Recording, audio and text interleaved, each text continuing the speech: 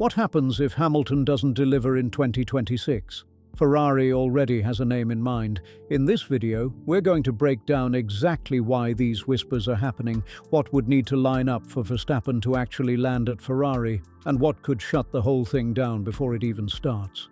The reason feels a bit harsh, but it is real. Hamilton is now 41 years old. His deal runs through 2026 with an option for 2027, but nothing beyond that is locked in. Right now, he sits fourth in the championship, 38 points behind Antonelli, who is driving a car that has not even taken a win yet. That's where Hamilton stands. But here's where it gets genuinely wild, because Verstappen's situation is actually worse than anyone is publicly admitting. At the same time, Max Verstappen, a four-time world champion, has been watching his Red Bull circles slowly break apart over the past 6 months, and that changes everything. Now things get interesting. Dutch journalist Eric van Haren, someone very close to the Verstappen camp, dropped a report saying Ferrari are quietly keeping an eye on Max's situation. This is not a deal, not even talks, just Ferrari gathering info, watching closely, staying ready in case something big opens up over the next 12 to 18 months. This is not a claim that Verstappen is heading to Ferrari, because nobody can say that right now. What this does is break down why these whispers exist, what would need to line up for it to actually happen, and what could shut it down completely. In Formula One, the biggest stories are often the ones building in the background before anyone sees them explode. Before jumping into Ferrari's next move after Hamilton, it is time to be real about where he actually stands right now. The 2025 season was, by every stat, the toughest of his entire career. No podiums in 24 races, which is shocking for a driver of his level. In qualifying, he went 6-21 against Leclerc, and it ended in a brutal way with 3 straight Q1 exits that had people seriously talking. Now, 2026 does look better, at least on the surface. He grabbed his first Ferrari podium in China, and he is sitting fourth in the standings. But there is still a gap, 38 points behind Antonelli after just 3 races, and that is not small. In Japan, it was Hamilton questioning his engineer about why Mercedes had stronger deployment on every straight, which says a lot about where things are falling short right now. The car is a huge part of this story, no doubt. The SF26 has potential, but it is not unlocking everything yet. Ferrari is lining up updates, a software push expected in Miami, the ADUO engine upgrade around Austria or Belgium, and a fresh aero package coming to Miami on April 22nd. All of this could flip the situation and give Hamilton what he needs. But there is one question hanging in the air that nobody at Maranello wants to say out loud. If 2026 ends without a real title fight, what happens next? That is the pressure point.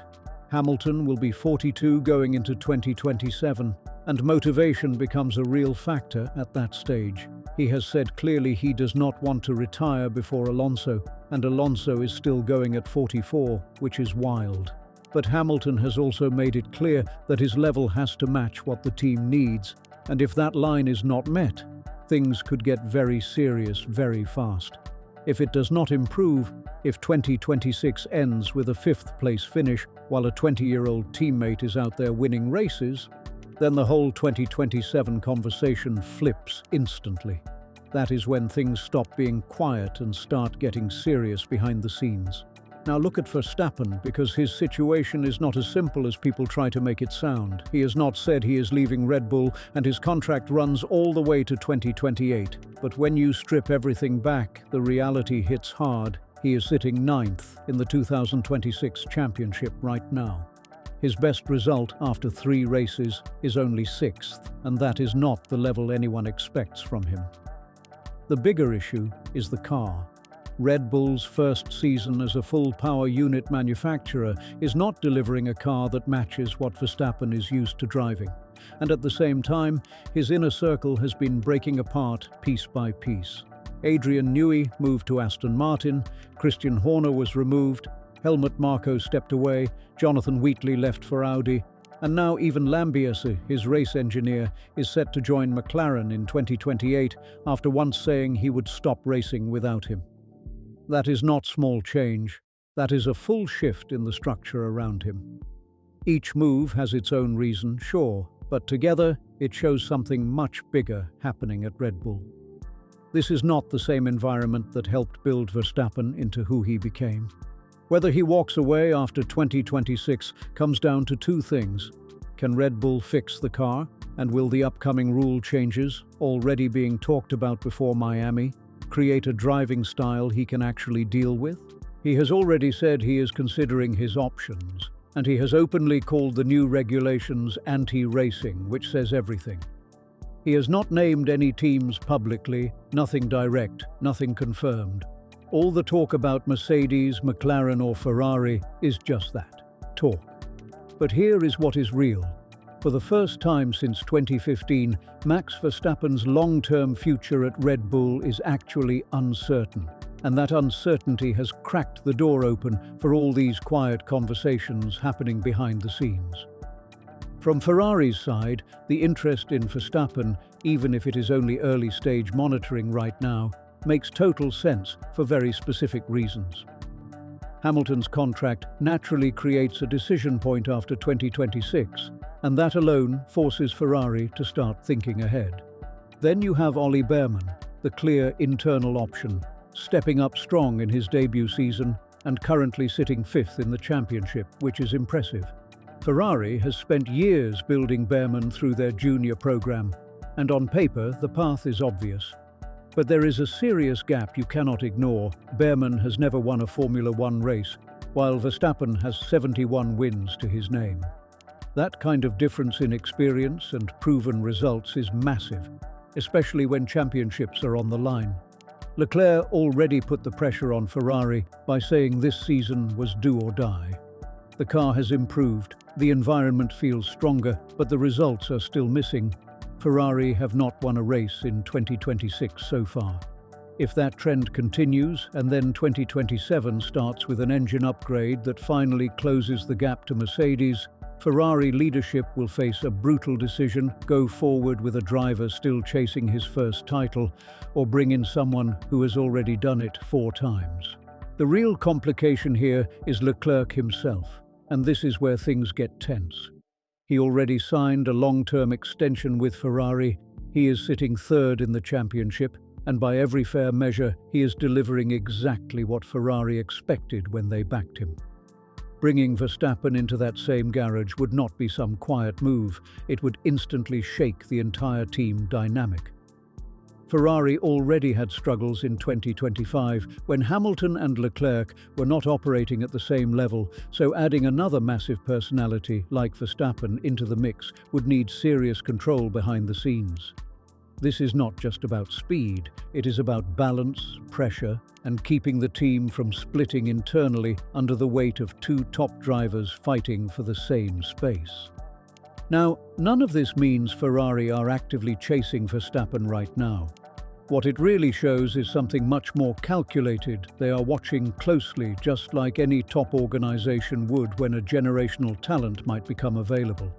But the gap between watching and actually signing him is huge, and there are real obstacles standing in the way. The first one is simple: what does Verstappen actually want? He has not pointed to Ferrari at all.